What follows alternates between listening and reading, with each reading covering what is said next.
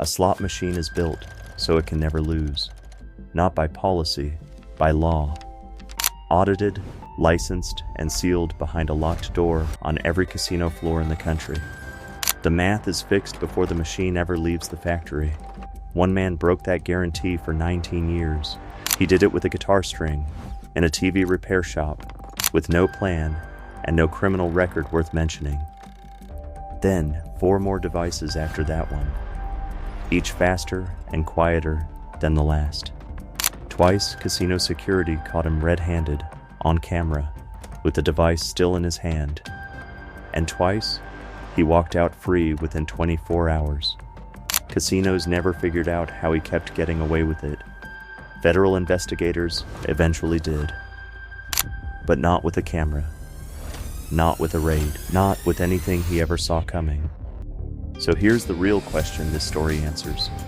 How do you finally catch a man who's already beaten your system twice, on camera, in front of witnesses, and walked away clean both times? The answer starts in Oklahoma, in 1980. 19 years and 5 devices before anyone ever gets close. In 1980, in a television repair shop in Tulsa, Oklahoma, a man is about to solve a problem that will take federal investigators 19 years to catch up to him for. And right now, he doesn't even know it's a problem worth solving. His name is Tommy Glenn Carmichael. Before this, his file amounts to almost nothing. A few minor drug charges, some juvenile trouble. The kind of record that doesn't draw anyone's attention. He fixes televisions for a living and hustles pool on the side. Nothing about him looks like the start of a federal case. A friend carries in a stolen Bally's slot machine and a length of guitar string, and the two of them start tinkering his word for it later, almost disarming in how plain it sounds. See, Carmichael slides the string into the machine's payout mechanism. Something inside gives. Coins spill into the tray. That's it. That's the whole moment. No blueprint, no plan, no idea that this crude little trick device number 1 of 5 he'll eventually build is about to define the next 19 years of his life. No idea that a version of tonight, small enough to fit in his pocket, is going to be found in his pocket, in a parking lot, 5 years from now, at the worst possible moment. The casino industry doesn't know this shop exists. It has no reason to, but somewhere inside that guarantee, the house does not lose, a hairline crack just opened. And it's going to take the industry 2 decades, 5 devices, and a federal wiretap to find out exactly how far that crack goes.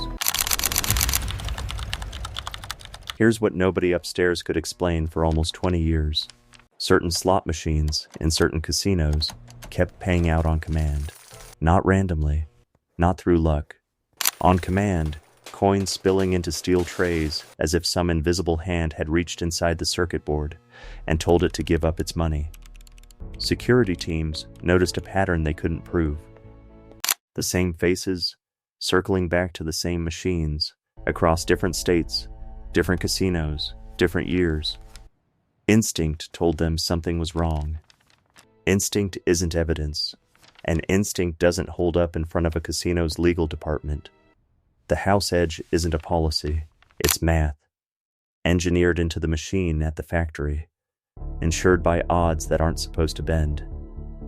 And yet, from 1980 onward, that math kept bending anyway, quietly, repeatedly, in casinos from Las Vegas to the Caribbean, and nobody could catch the person responsible long enough to make it stick.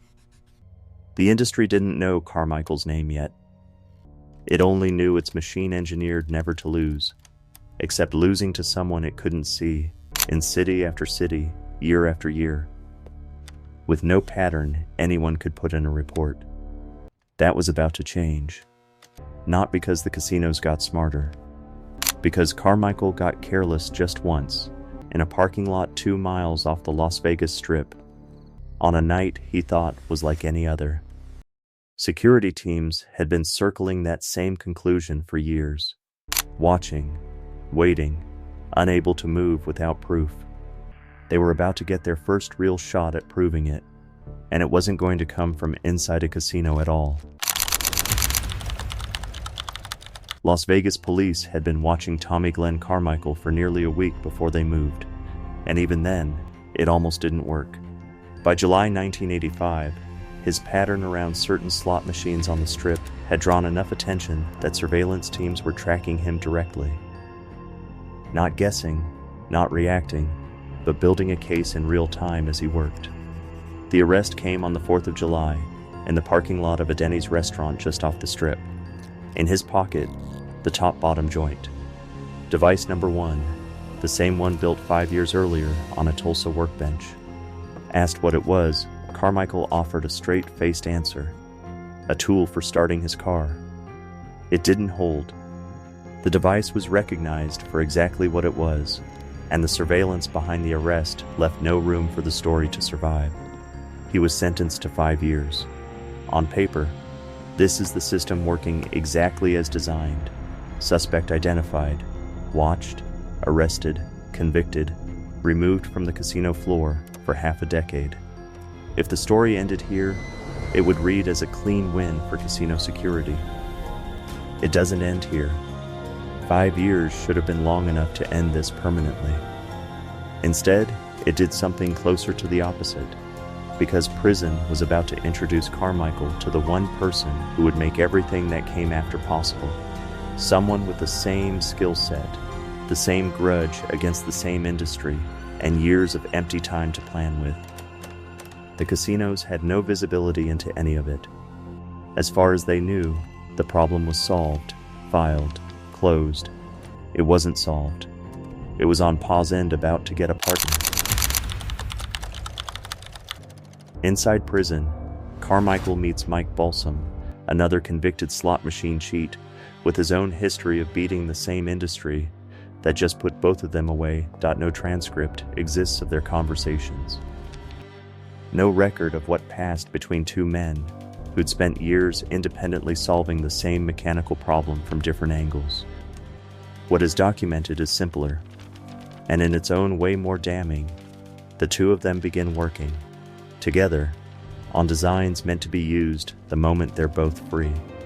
Punishment runs on one assumption, that removing access removes the behavior. 5 years, one shared facility, two convicted cheats with the same specialized skill. That's a direct test of that assumption. Nothing in the record suggests the test was passed. There's no evidence a working device was ever physically built behind those walls. What the record does show is stranger and more specific.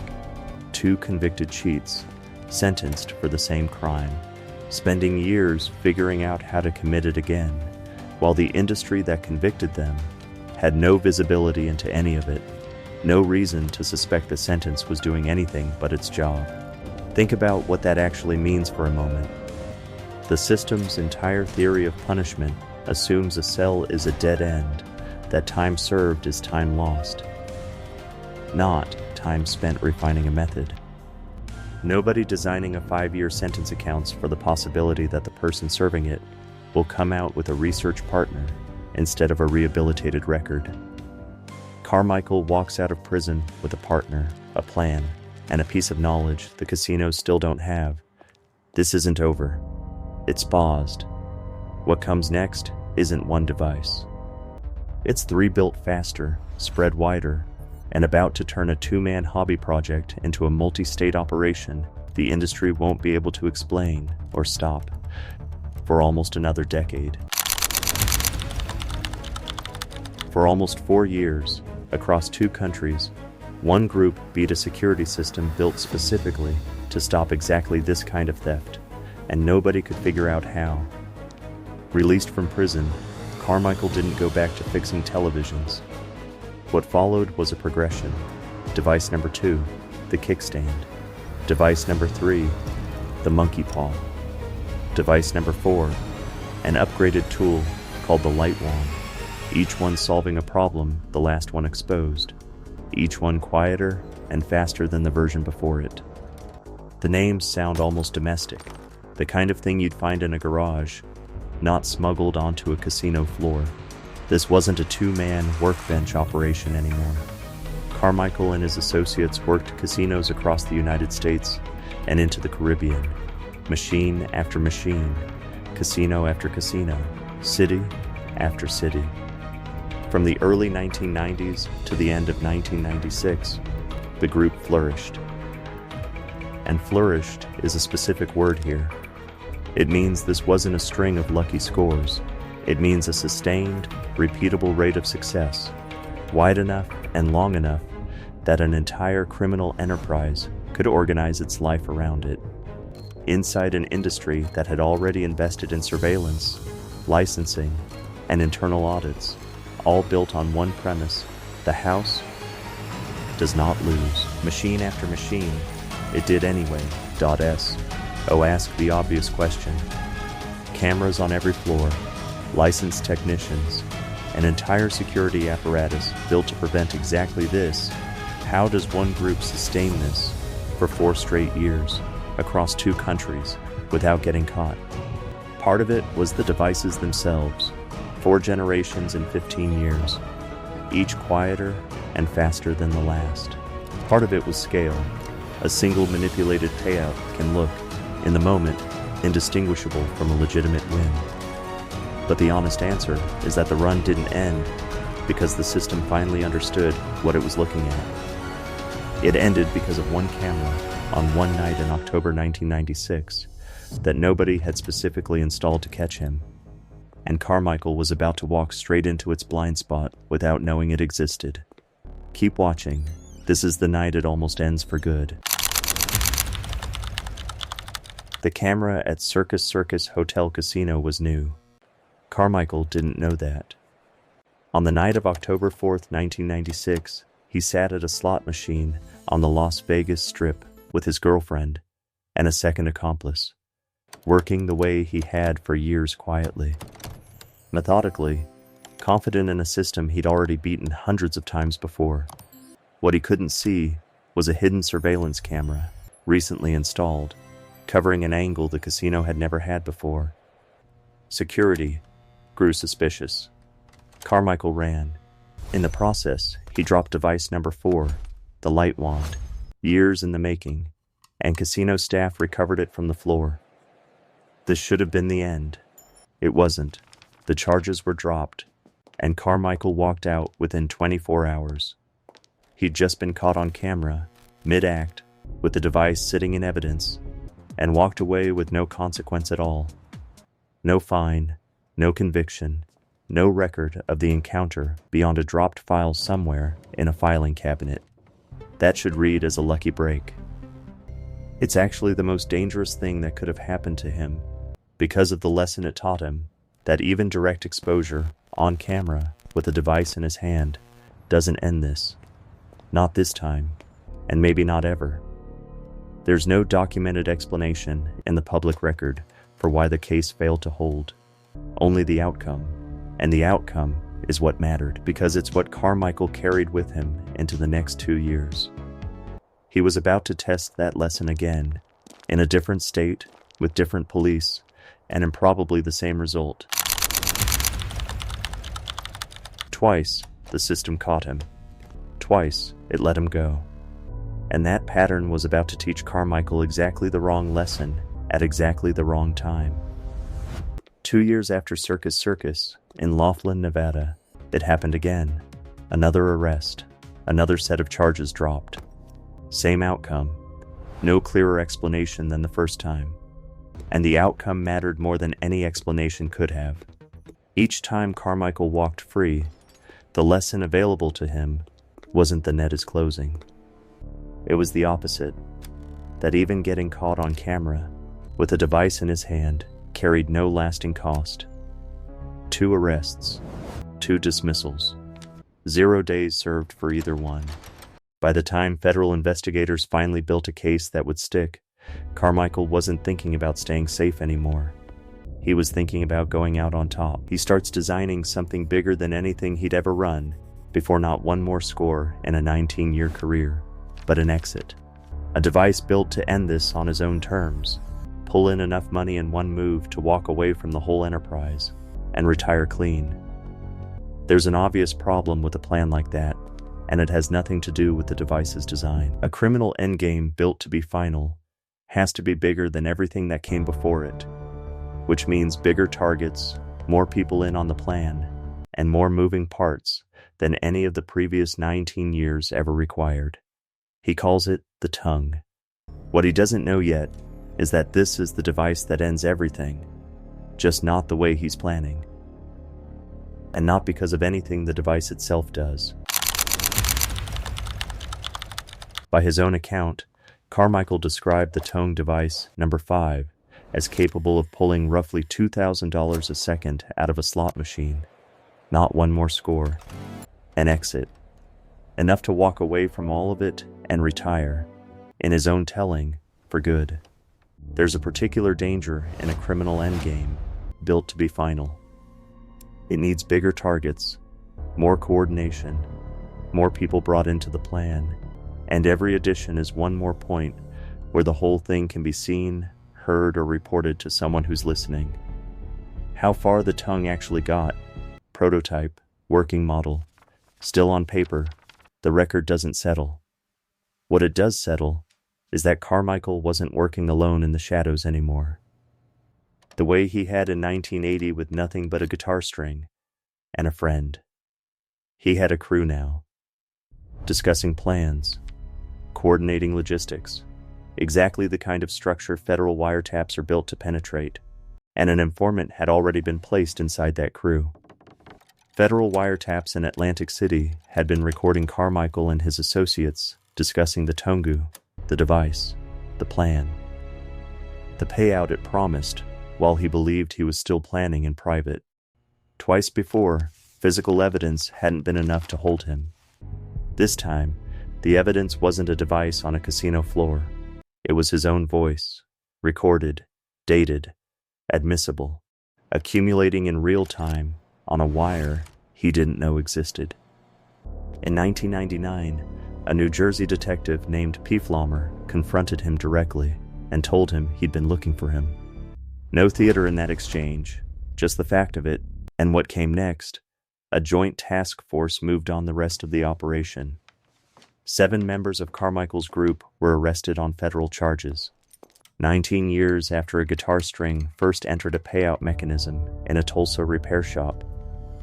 It wasn't a camera or a device on the floor that finally ended it. It was a wire he never saw, and a man on his own crew he didn't know was talking. What happens to him after that is the part almost nobody expects. The federal case that followed didn't produce the kind of sentence his 1985 conviction had. Carmichael got 326 days in jail, 3 years of probation, and a court order barring him from every casino in the country until that probation ended. Sources differ on whether the conviction itself landed in 2000 or 2001. The record isn't fully settled on the year, though the sentence itself is consistently documented. For a man whose entire adult life had been built around beating casino security, that ban was its own kind of ending, quieter than the first one, but final in a way 5 years in prison never quite was. What followed is documented, though the reasoning behind it isn't.